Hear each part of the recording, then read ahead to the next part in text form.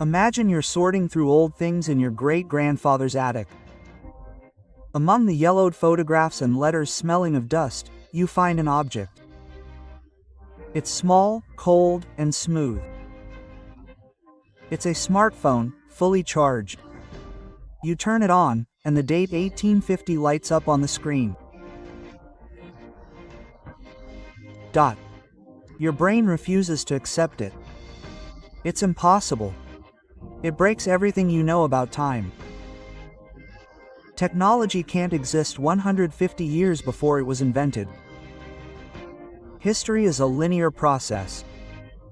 First the steam engine, then the incandescent light bulb, then the transistor, then the internet. You would hide this artifact, maybe burn it, or if you had the courage, you would devote your entire life to unraveling this paradox. Now replace the smartphone with a cathedral.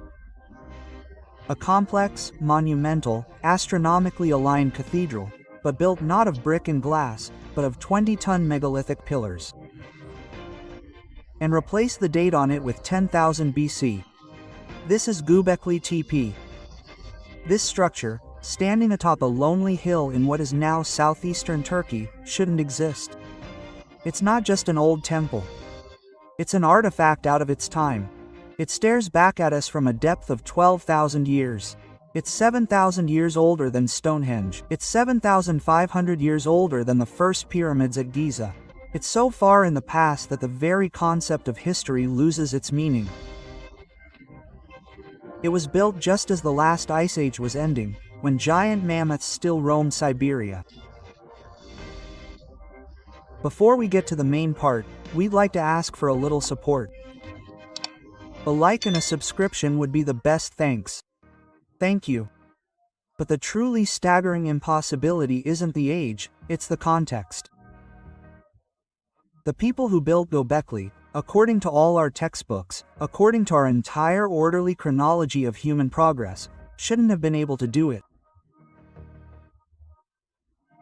These were, we are told, primitive nomads, tiny, isolated bands of hunter-gatherers dressed in animal skins, chasing gazelles with primitive spears. They had no agriculture, they had no cities, they had no writing, they had no wheels, they didn't even have pottery to boil water with. They had no metal. They had only stone pegs and wooden sticks. And yet, these primitive people banded together not in their tens, but in their hundreds, but perhaps in their thousands. They came to this bare hill, which for some reason they considered sacred, and they began carving monolithic pillars the weight of trucks from the hard limestone base. They gave them a perfect, stylized T-shape, an abstract image of a man with his arms hanging at his sides. They covered these pillars with intricate, exquisite, and incredibly detailed reliefs of wild animals. These weren't just drawings, they were symbols: snakes, foxes, bulls, boars, cranes, scorpions, an entire pantheon carved into the stone. They raised these 20-ton pillars vertically. They arranged them in perfect circles, creating dozens of monumental structures connected by low stone walls. They created what we can only describe with one word: civilization.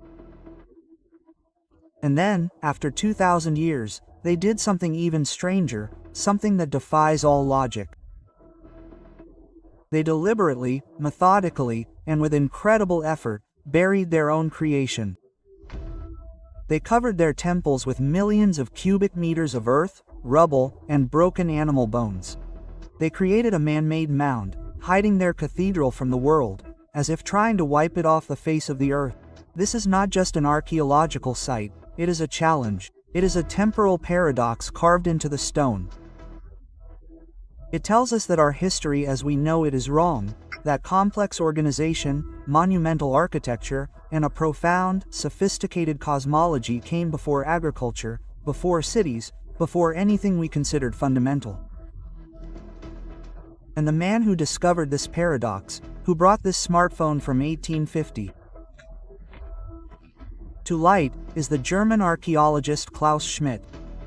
He dedicated his entire life to this. He was the one who revealed Göbekli to the world, who presented it as the world's first temple, as the Garden of Eden. But until his sudden, tragic death in 2014, he hid another, far darker secret, a secret he shared only in whispers. He realized that Göbekli was not the story of the birth of civilization, but the story of its first catastrophic death. And he found the clues. He found another place, a place that proved this great, shining experiment had failed. And this failure haunted him until his very last day.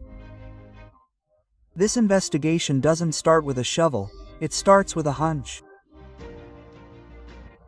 In 1994, Klaus Schmidt, a 40-year-old archaeologist with the German Archaeological Institute, was already a veteran of excavations in the region. He had been working for years at another, younger Neolithic site called Navali Kori. There, he had already found strange T-shaped pillars and graceful sculptures, but Navali Kori was a settlement, a residential area, and it was about to be flooded by the new Ataturk reservoir. Schmidt was looking for a new project. He kept hearing from local Kurdish shepherds about a strange, rounded hill nearby, a hill they called Göbekli, or pot-bellied hill.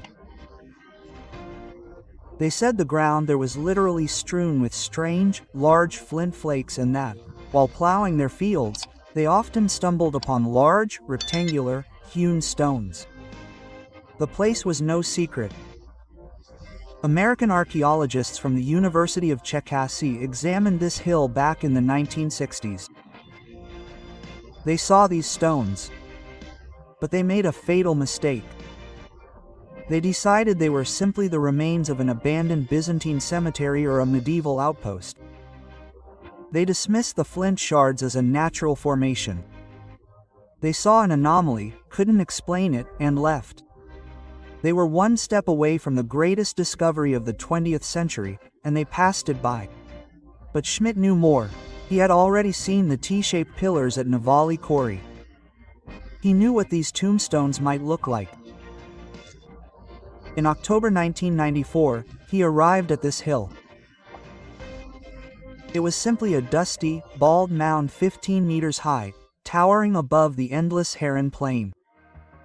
But the moment he set foot on Earth, he realized the Americans had been wrong.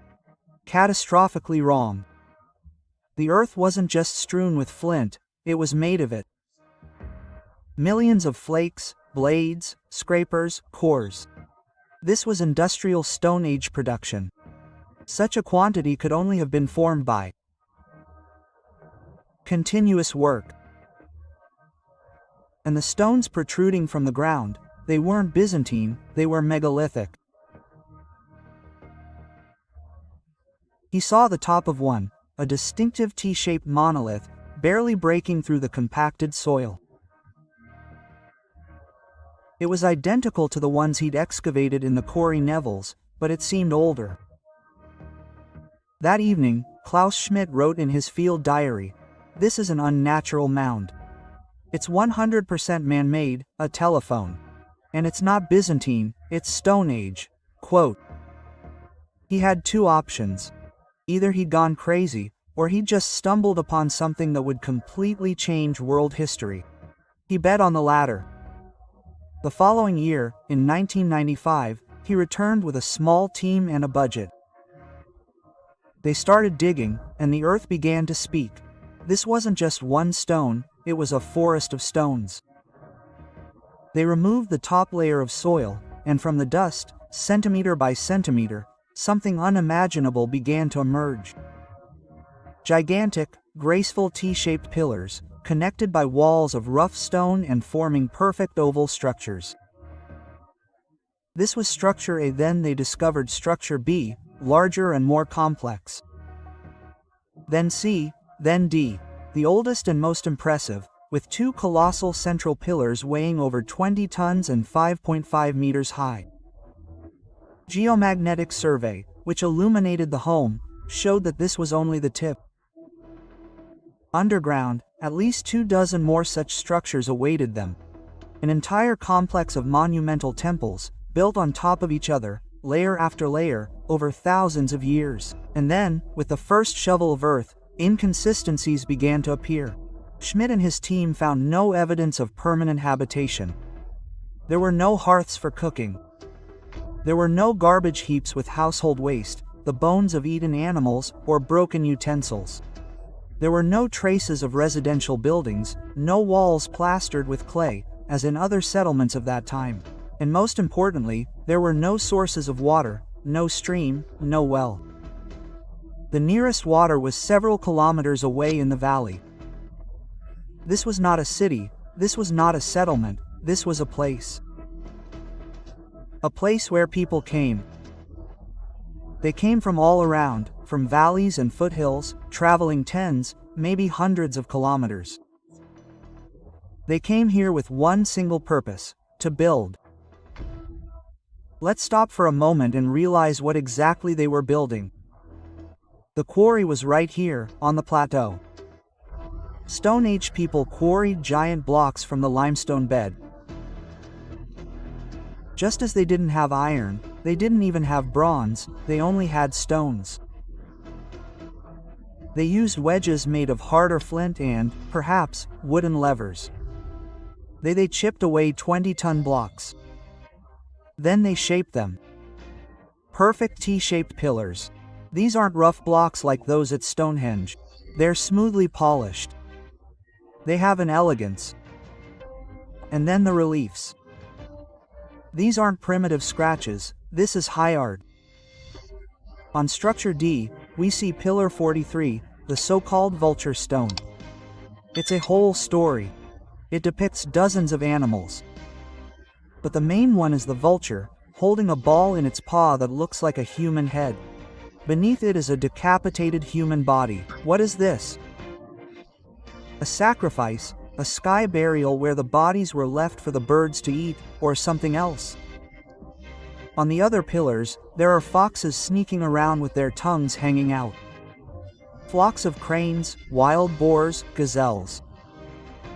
Snakes writhing along the sides, as if flowing down. And scorpions. Lots of scorpions. These are not the animals that they ate them. These are animals they feared or revered.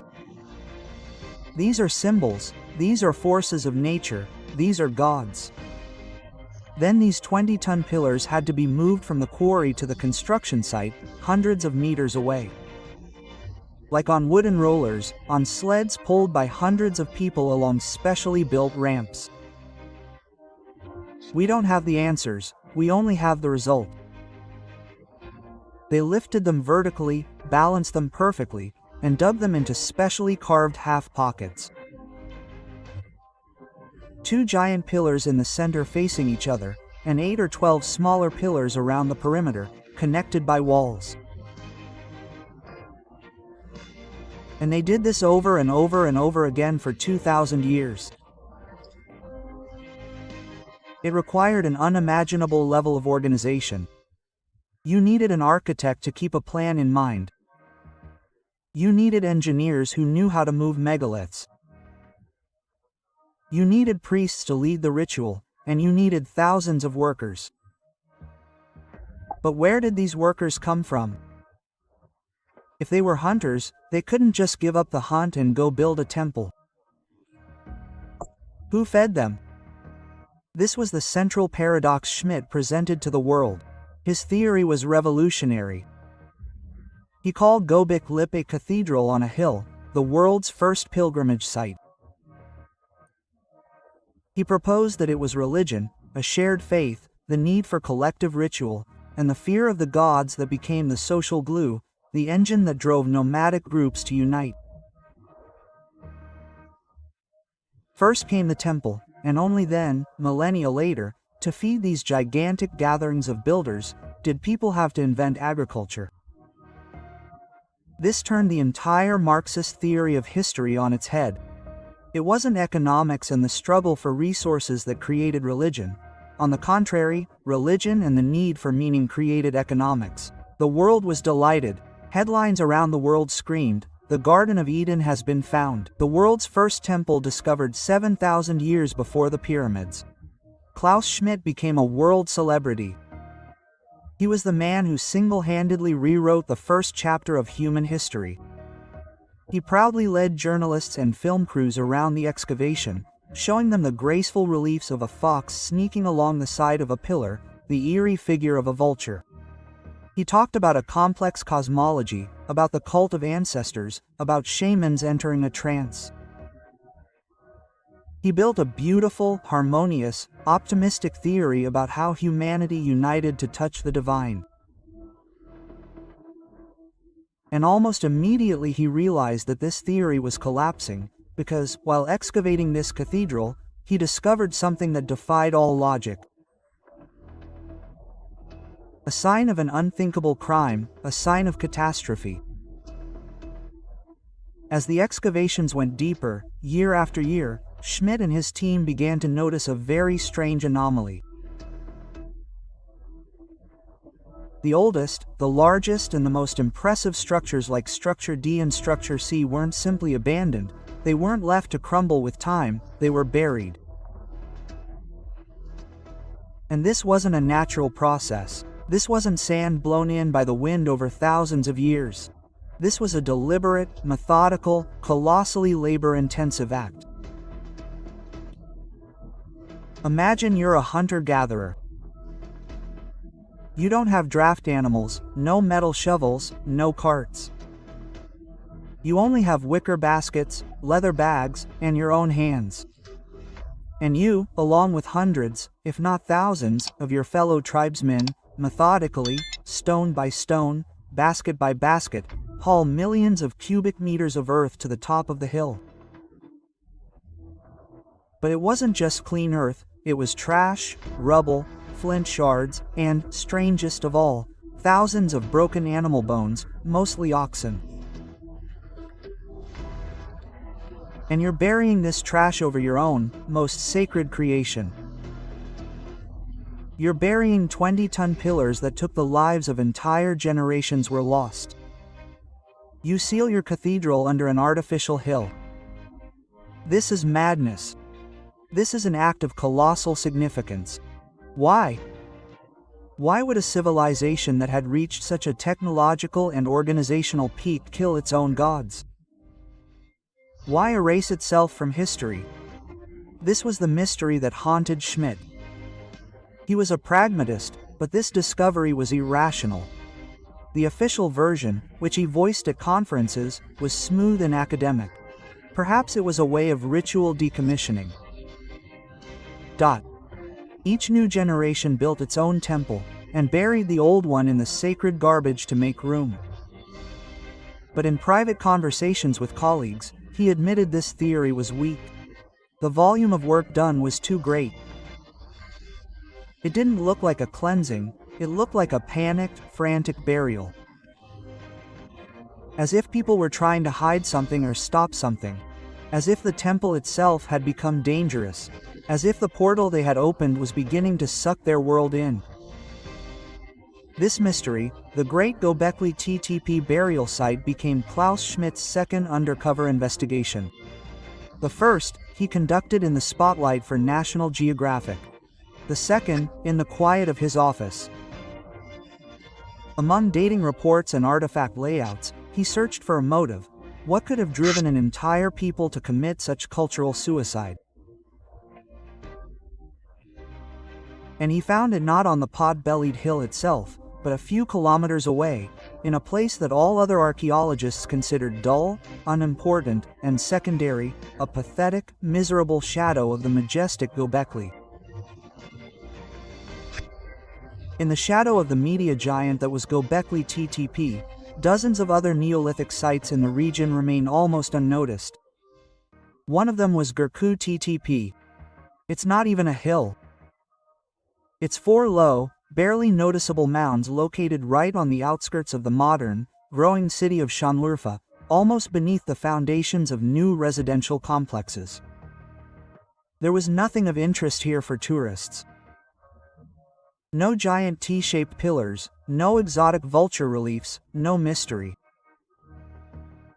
But for Klaus Schmidt, this place was the key. He began preliminary excavations there back in 1995. Practically simultaneously with the start of work at Göbekli Tepe. He acted like a true detective, who not only examines a crime scene but also questions neighbors. And what he found at Göbekli Tepe was the complete opposite of his main discovery.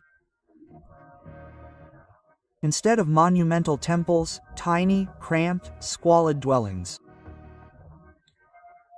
Instead of 20-ton megaliths carved with surgical precision, crooked walls of mud brick, molded from mud and straw.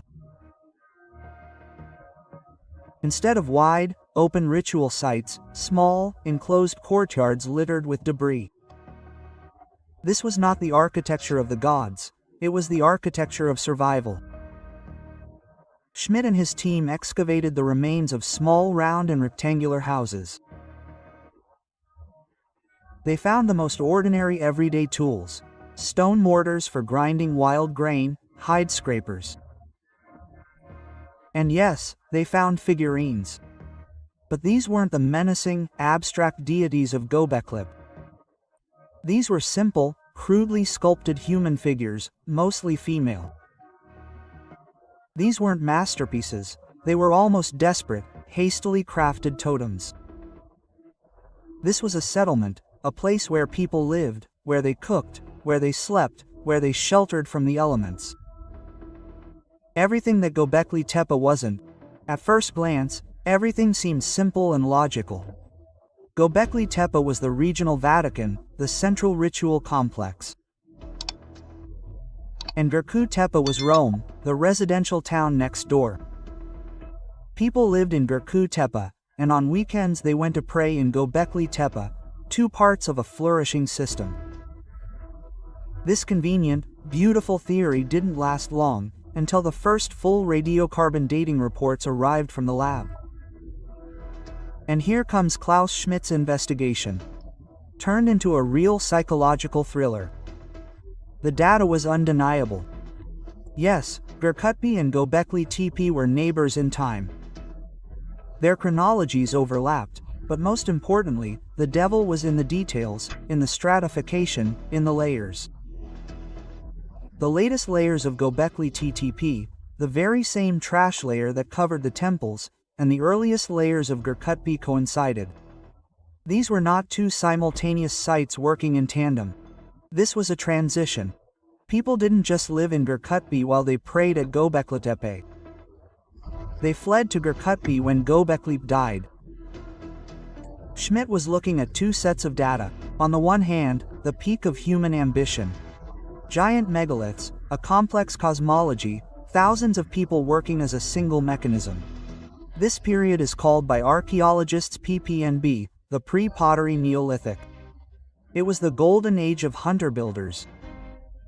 On the other hand, Göbekli the UTP, small houses, mud walls, simplified, almost primitive tools, isolation, fear. This is the period archaeologists call the pre-pottery Neolithic. A period always considered mysterious, a strange dark age, a failure of development. Now Schmidt had a direct, terrifying connection. This wasn't just the next stage, this was what happened immediately after the PPNB. And it wasn't a step forward, it was a catastrophic collapse. Imagine a civilization capable of building space shuttles and managing thermonuclear fusion suddenly forgetting everything and starting again to build steam engines and burn coal. It was the same thing. A culture that moved 20-ton pillars and carved living sculptures from stone suddenly forgot how to do it and started making mud bricks. This wasn't evolution, it was collapse. Göbekli wasn't simply decommissioned in a peaceful ritual. It was buried in panic at the very moment when its entire civilization was collapsing like a house of cards. And Göbekli Tepe, These were the survivors. These were people trying to pick up the pieces of their world. It was a refugee camp on the ruins of Eden.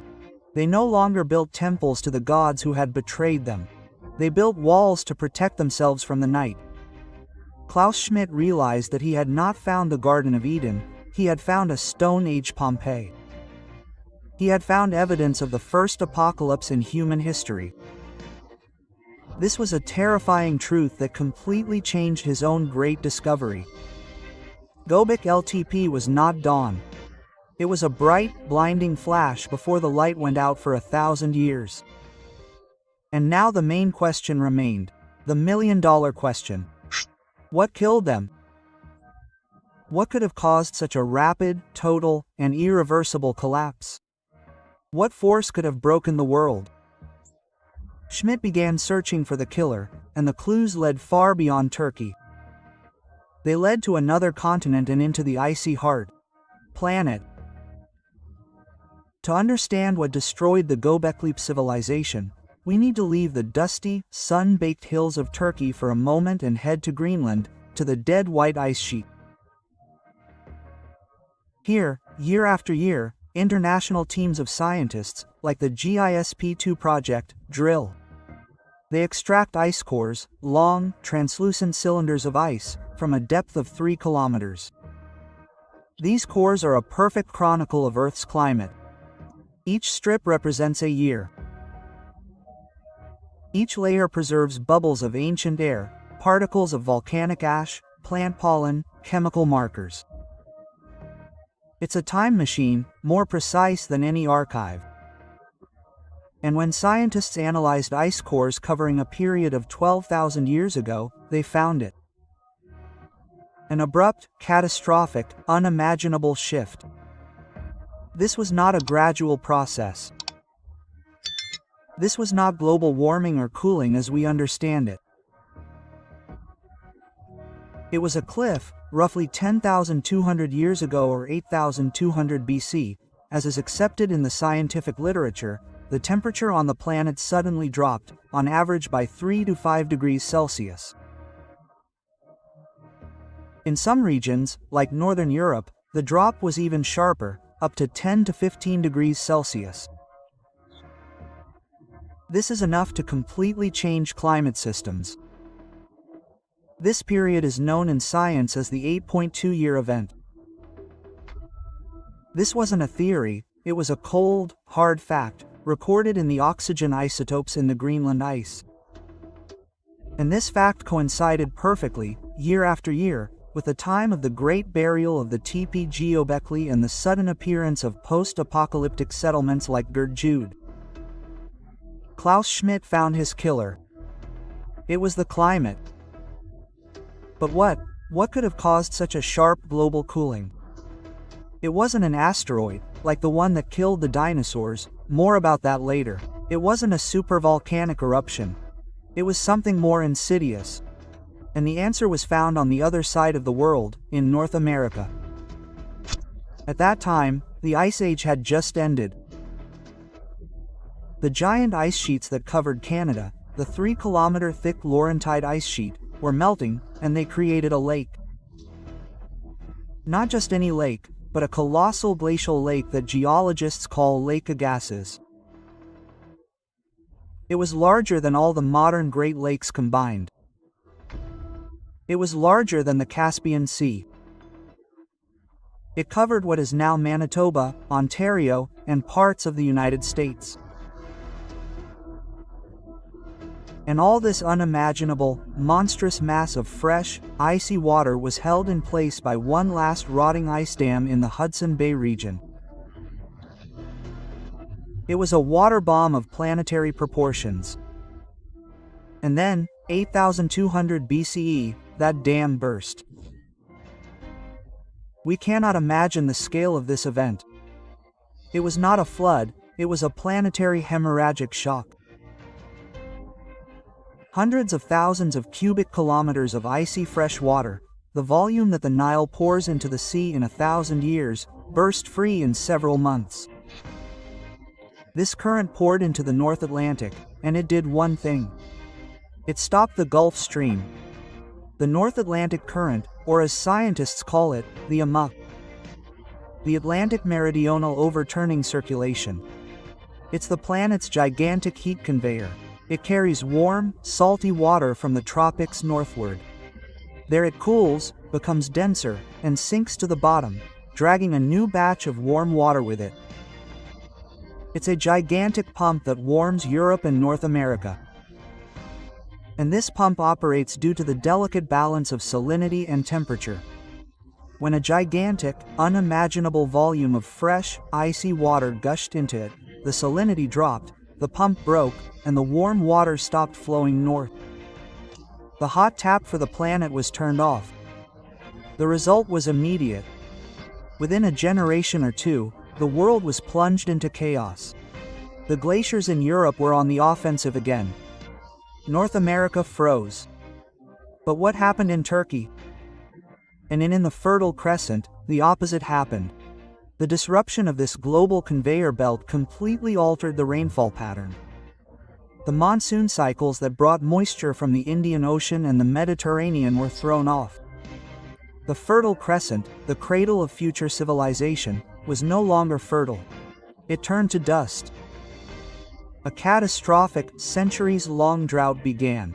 Now let's return to Göbekli Tepe. For the people who lived there, it was the literal end of the world. Imagine the horror. You are a member of a powerful cult that has spent the lives of 50 generations building the world's greatest temple. You carve bulls, foxes, and cranes out of stone to appease the gods. And suddenly, in response to all your efforts, the gods send you a 200-year winter and eternal drought. The sky becomes alien, food disappears. The wild grains you gathered have dried up. The herds of bulls you depicted on your pillars migrated or extinct. Your world is dying. What will you do? The conclusion is obvious and terrible. The temple is broken. Or worse, it was the temple that caused this wrath. Your rituals, your pillars, your gods, it was all a mistake. The Great Göbekli burial ceases to be a mystery. It was a desperate, panic ritual. They weren't just decommissioning it. They were killing it. They were sealing this damned portal, this machine that had broken the world under millions of tons of earth and the bones of sacrificed animals. They were trying to undo what they had done. It is at this moment that the great, complex society of the PPNB collapses. A social structure capable of organizing thousands of builders. Useless when there is nothing to eat. The priests are discredited, the architects are unnecessary, the hierarchy collapses, the people flee, the great experiment has failed. And here, in these smoking ruins, Göbekli Tepe comes into play. It is not just a settlement, it is a refuge. When Klaus Schmidt looked at those pathetic clay walls, he didn't see regression, he saw adaptation. This was Plan B. This is what historians now call the fragility thesis. Great complex centralized systems like the geo-object TP civilization are incredibly powerful. They can work miracles. But they are also incredibly fragile. They depend entirely on stable conditions, just as a modern metropolis depends on electricity and food delivery. As soon as conditions change, be it climate, resources, or social trust, the entire pyramid collapses, and what replaced it? Göbekli Tepe. Small, decentralized, self-sufficient communities. People stopped building communal cathedrals and started building their own homes. They stopped relying on ritual leaders and began relying on their families. The symbolism changed too. The giant, faceless, intimidating T-shaped pillars disappeared. In their place came small, pocket-sized, very human figurines. People no longer prayed to the cosmic gods who had betrayed them. They returned to their domestic, to the spirits, to the rituals at a chog, to the fertility of their own land. It was history's first great reset. Humanity gambled on complexity and lost. It retreated, regrouped, and chose resilience. For hundreds of years, throughout this dark age, people lived in these small, humble settlements. They bided their time. They survived a 200-year drought, and when the climate finally stabilized, they emerged from their shelters, but they were already different. They retained the memory of the catastrophe. They knew that you can't rely on wildlife, on hunting, on the gods. You have to rely on what you can control. And they began to control their food. It was after this collapse, after Göbekli Tepe, that real agriculture exploded across the Fertile Crescent. People began to domesticate wheat, barley, sheep, and scythes. Not because it was a brilliant idea or a path to progress. It was hellish slave labor compared to a free life. Hunter. They did it out of fear. It was a buffer against the next 8.2 event. Göbekli didn't create agriculture. Its collapse made agriculture necessary. That was the secret Klaus Schmidt unraveled. That was the horror it carried within itself. His great discovery, the first temple, was actually a monument to humanity's first great failure. It was a monument to our innate fragility. This story seems coherent. Catastrophe, collapse, rebirth. But there's one detail that breaks even this picture. A detail that hints that event 8.2 wasn't the first strike, but the second. Let's return to Göbekli, to that very vulture stone, Pillar 43. For years, it was considered simply an eerie scene of sacrifice. But in 2017, engineers from the University of Edinburgh, Martin Sitman and Dimitrios Sekritsis, published a scandalous article. They suggested that it wasn't just a picture, it was a map. They claimed that the animals on the pillar weren't animals, they were constellations. A scorpion was a scorpion. A crane or a duck was a scale, a wolf was a wolf, and so on. It was a map of the sky. And the bags or baskets the animals were holding were symbols of the solstices and equinoxes. Using a computer program called Planetarium, they began rewinding the sky to find the moment when these constellations were positioned over Turkey exactly as they were on the pillar. And they found a date.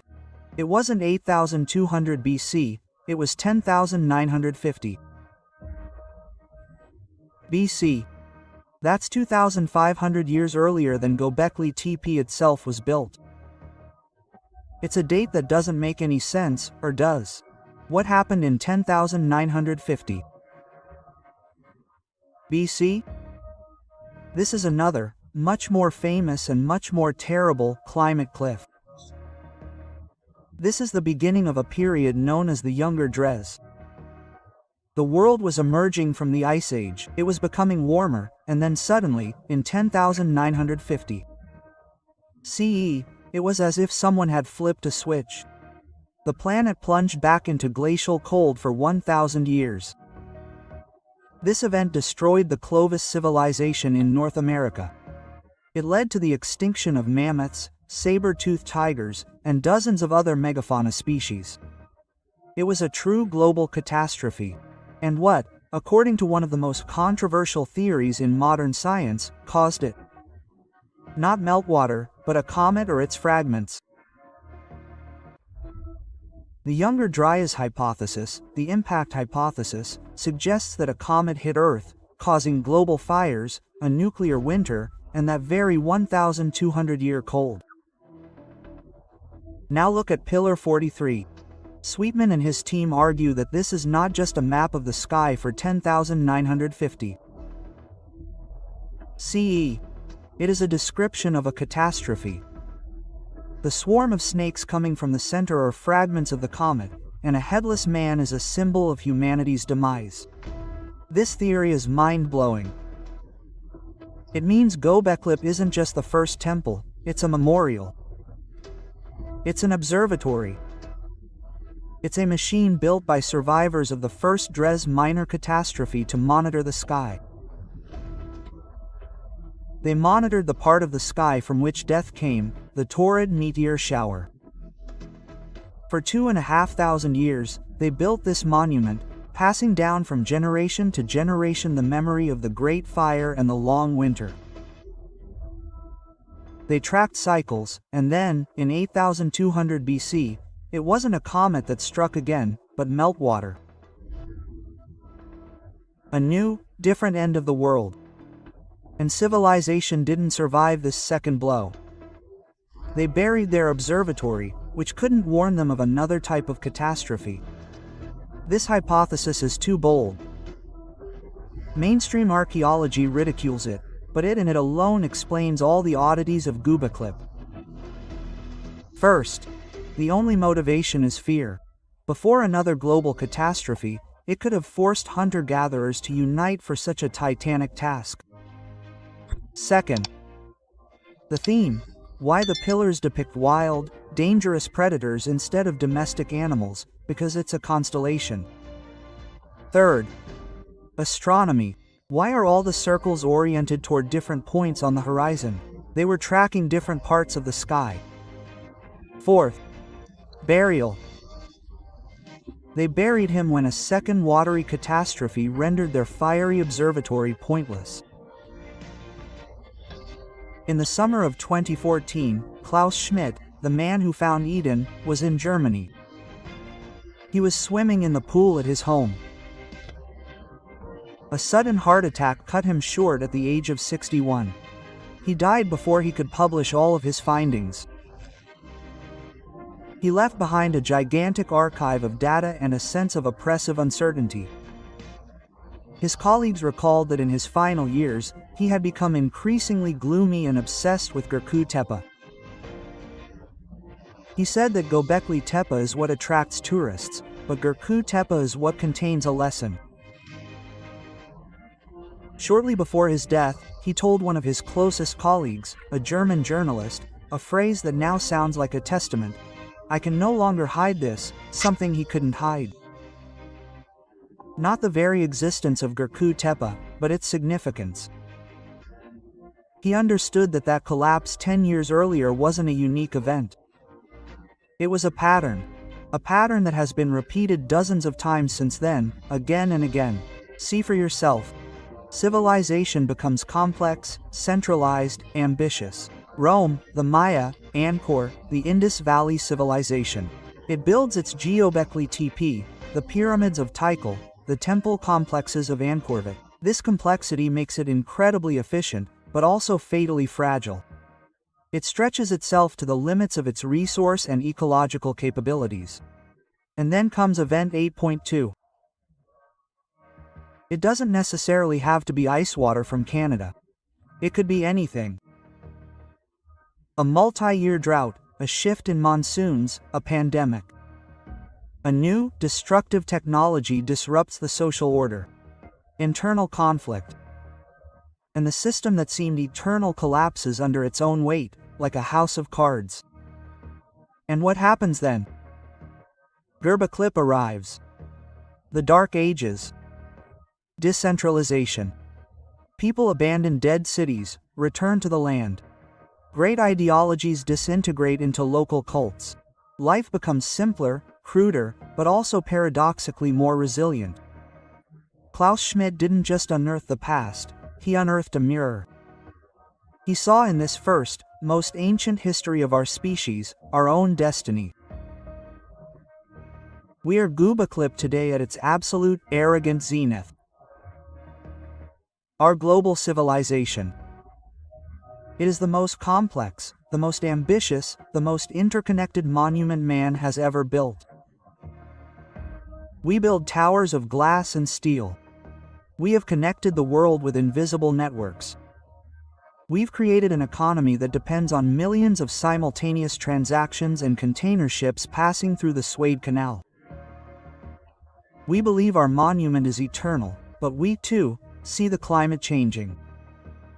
We see Greenland's glaciers melting at an alarming rate. We see the Gulf Stream, the Amuk, slowing and showing signs of critical instability. We feel resources being depleted. We see the social fabric fraying at the seams. Klaus Schmidt's terrifying truth wasn't that civilization can collapse, but that it always does. It's ingrained in its DNA. Göbekli Tepe wasn't the beginning, it was the first cycle. And that's the question he left us, buried under the dust of Turkey. If Göbekli Tepe, and that's us, then what will our Göbekli look like when our system, our shining monument, reaches its limit? Where will we run to? What small, crude figures will we carve out of recycled plastic, trying to survive the winter we ourselves created? Share your thoughts in the comments. What do you think of this cycle? Are we doomed to repeat it, or will we, unlike the first builders, be able to read the warning carved in stone in time? Subscribe to the channel to continue this investigation. A huge thank you to everyone who watched this episode to the end. Your support, likes, and subscriptions are very important to us. And don't forget to hit the bell to stay up to date with the latest news and never miss a new video.